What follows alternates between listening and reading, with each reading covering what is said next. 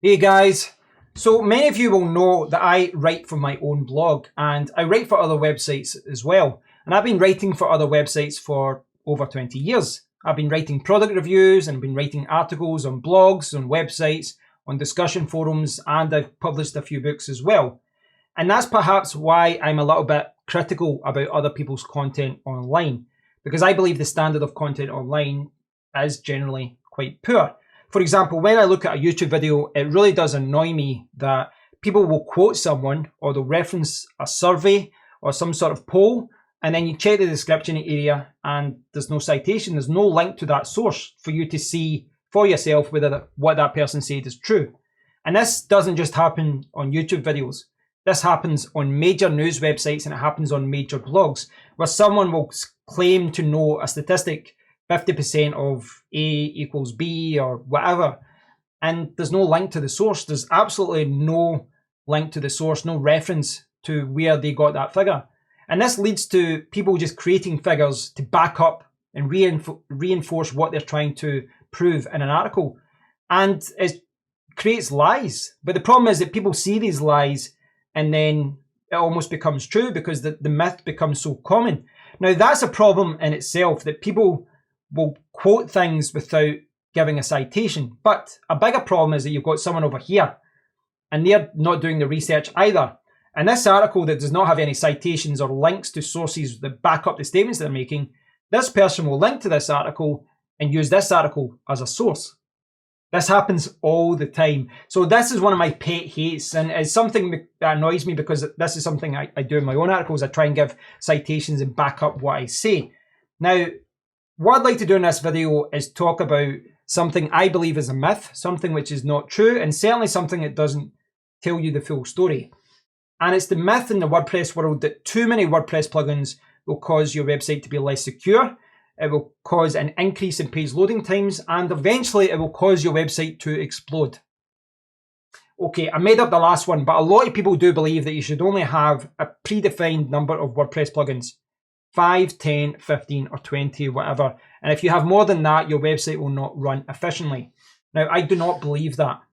And the problem is, again, like I was giving in that example there, the problem is a lot of people say this, they don't back it up with the evidence, and then all of a sudden people assume that it's true.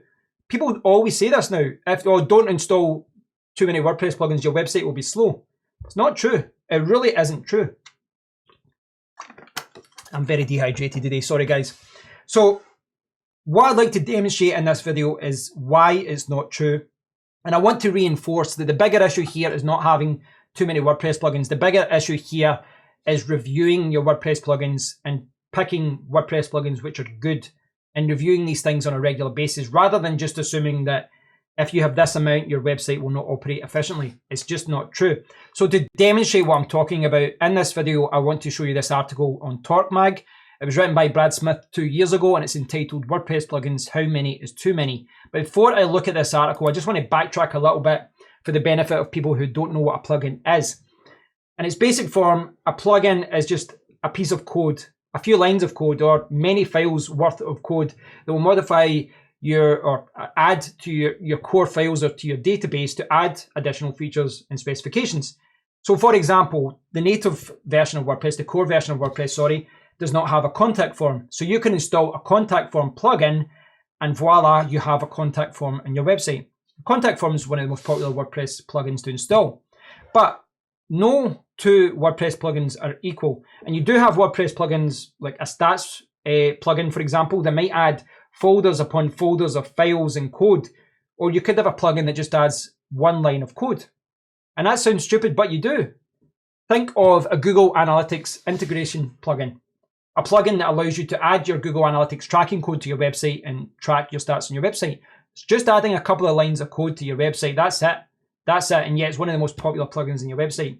So I want to kind of get rid of this idea that you shouldn't have too many WordPress plugins, because it really does come down to the individual WordPress plugins, and it really does come down to how you optimize your website as well.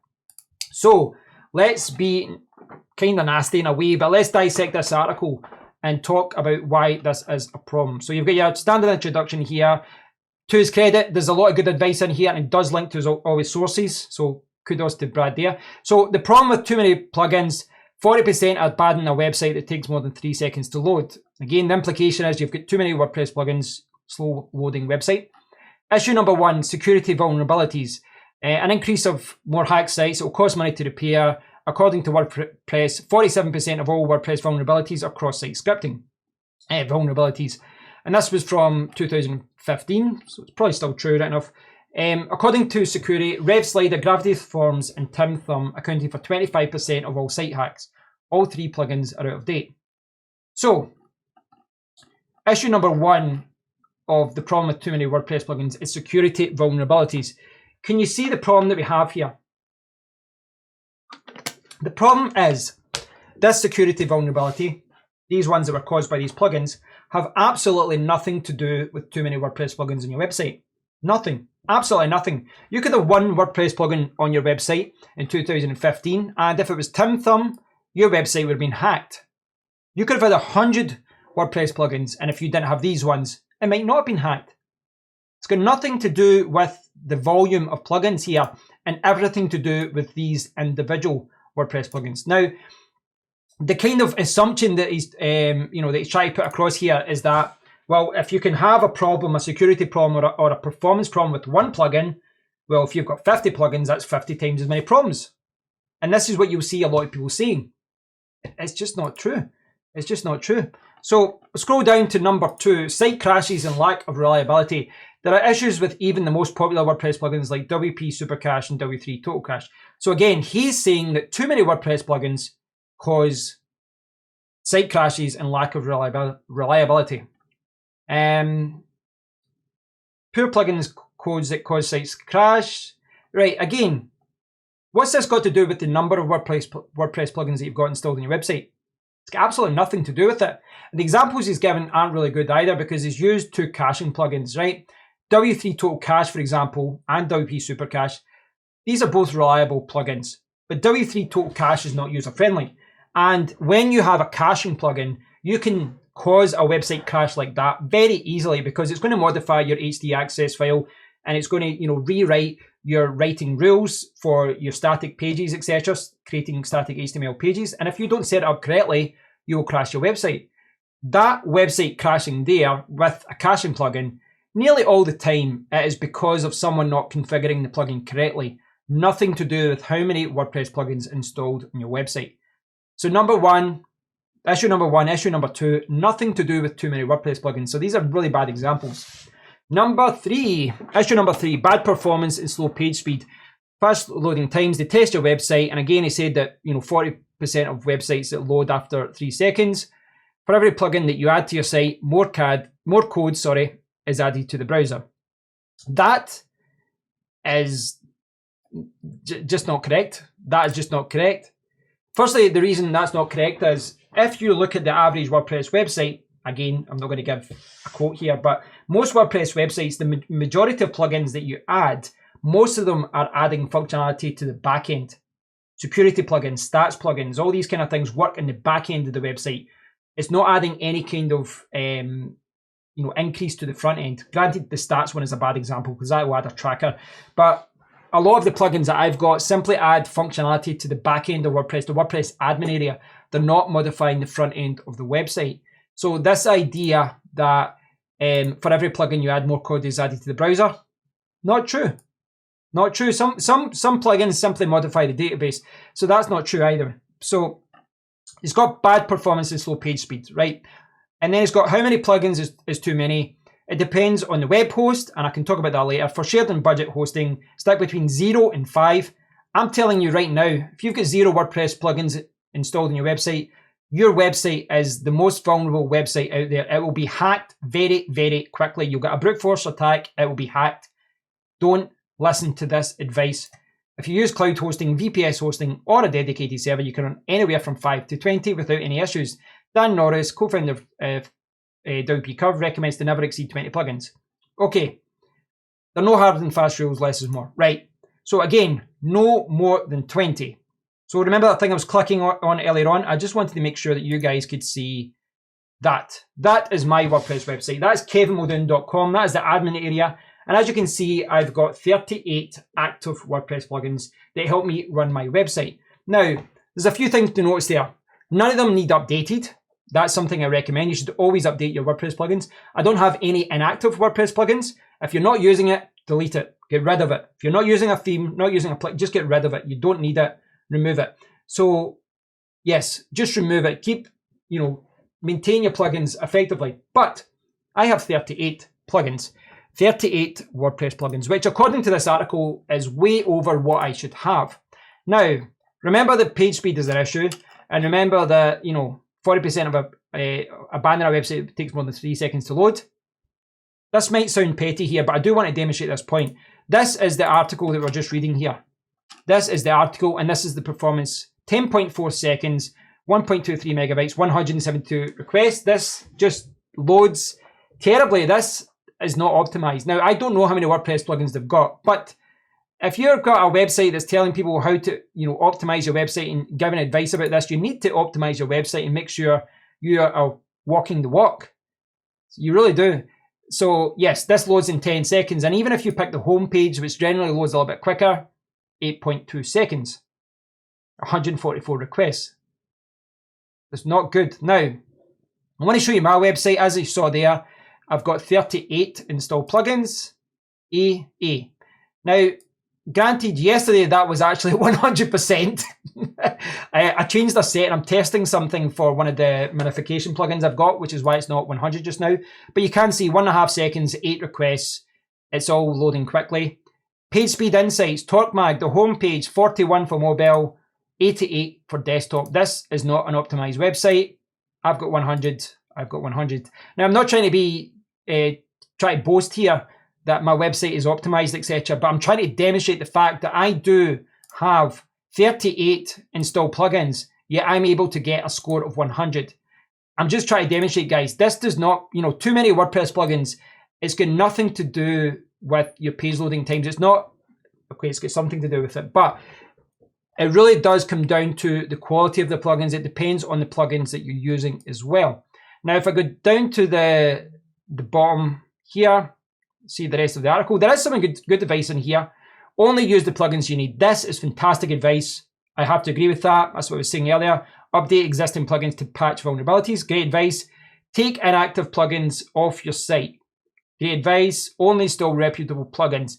This is kind of good advice, but kind of out of your control as well. And the reason I'm saying that is that a lot of the, as you saw with Gravity Forms, these are all reputable developers, all reputable sources. Those plugins were fine, they were popular, but they just happen to have a vulnerability. So sometimes the vulnerabilities do occur with popular plugins. In fact, it's actually more common that hackers will try and modify the original code of a popular plugin because it's been used by so many people. It is good advice, I would say. It is good advice, but it's not always true. Plus, the example that is given here, Jetpack by WordPress.com, if you use the stats plugin with Jetpack, it will actually add to your page loading times, but okay, that's a different story. So the conclusion, a good rule of thumb is to never exceed 20 plugins. If your site is hosted on a shared or budget cloud hosting, try not to use more than 5. Right, so just to kind of touch on the hosting situation there, what he's talking about with the shared hosting situation, I kind of get what he's getting at there as far as don't have more than X amount of plugins. But again, it comes down to what plugins you're using. Depends on how you're optimizing your website, and it depends on your hosting package as well. Shared hosting packages generally aren't great because you've got a dedicated server, like a PC effectively, just in a rack. And instead of you having control over everything, you're sharing it with 100 people, 1,000 people. Could be, honestly, there could be like 3,000 websites on a shared hosting platform, depending on the the amount of stories, etc. That means that everyone is fighting for the same CPU time, the same memory, storage, everything. You're all fighting for the same resources, and that's going to be a bigger factor in whether your page, your pages load slowly than having too many WordPress plugins. Now, the problem with with using WordPress plugins in a shared hosting package is simply the website just can't handle it. Now, as I was saying earlier, the example I gave with the Google Analytics plugin, that's a simple line of code. It really doesn't change anything in your website. A contact form plugins generally fairly simple as well. But there's a lot of WordPress plugins that do modify the databases a lot, your website database a lot, and that can really cause problems because you're writing to the MySQL database and you're retrieving files and writing to files, etc. There's certain plugins that just require a lot of CPU time. They require a lot of memory to work. And this is where it becomes an issue. If you're using something like a stats program, you're using a related post plugin, these plugins are notorious for slowing down your website. And the reason being that they have to use a lot of resources. So if you're in a shared hosted package, you're in a shared hosted, using a shared hosted service, you've only got so much CPU, yet you're using a plugin that needs to get a lot of CPU time. Really, when you install something like that, related post stats, or any kind of big plugin that requires a lot of power, you really need to step up from a shared hosting solution to a VPS at least a VPS or something, a cloud hosting package. But again, it does depend. It really does depend. And I swear to God, there's people that just don't optimize their website effectively. I know I could probably get a cloud, a basic hosting package, and I could optimize a website better with 50 plugins than some people could with a dedicated server with 2 plugins. So it's not all about the hosting, and it's not all about the number of plugins that you have. What I would say to all of you is, don't believe that too many WordPress plugins will cause you problems. What you should be doing is only using plugins you want to use, that you need to use. Don't install any unnecessary plugins. Make sure your plugins are updated on a regular basis. Don't use any plugins that haven't been updated for the last 6 months, say. And delete any inactive plugins. If you're not using it, just delete it. There's no reason for them to be on your website. But it really comes down to the individual plugin. And what I recommend, instead of worrying about this too many plugins thing, what I recommend is on a regular basis, maintain your list of plugins and review them. Check which plugins are being updated and check which ones have not been updated. And if a plugin hasn't been updated in a while, you might want to look for an alternative. But what you should also do is essentially just start from the core version of WordPress. And then after you install every plugin, review the situation. I don't know why I said that weird situation. Review the situation. So for example, you start and you've got a couple of plugins in your website. Then you optimize your website. You install a caching plugin. You install some optimization plugins to increase your page, reduce your page loading time, sorry. You get your website optimized. Now you install another plugin and you've just noticed that your page loading time shoot up. And that's because you've not tested it. What you need to do is every time you install a WordPress plugin, go to the benchmarking services such as GTmetrix, etc., and check whether it has increased your page loading times. Every time you install a plugin, check what's happening. Has your file size went up? Has your page loading times went up? Has your requests went up? I do this after every single WordPress plugin. Now that sounds like a lot of work, but once you're in the habit of doing that, it's not. And what you will see, and again, this goes back to me being critical of other people, what you will see is that there's a lot of plugins that people recommend and you probably shouldn't be using them because yes, they might add some useful functionality, but they might be, adding 20 requests to your website, or they might be increasing your page loading times by 2 seconds because it's not coded well. So the proof is in the pudding. Forget about too many WordPress plugins. Review every single plugin that you install. Every single time you activate or deactivate a plugin, test your website on a benchmarking service such as GTmetrix, Pingdom, PageSpeed Insights. Check what's happening. Don't just listen to other people that you shouldn't have too many plugins. Test it. Always test it to make sure that everything's okay. Thanks for watching, guys. I hope you've enjoyed this video. Please stay tuned for more. I published an article for this as well, so I'll link to that in the video down below as well, my citation. But thanks for watching, guys. If you've got any questions about this, please let me know down below. I'd love to hear your thoughts on this, so please do post a comment. Until next time, guys, take care.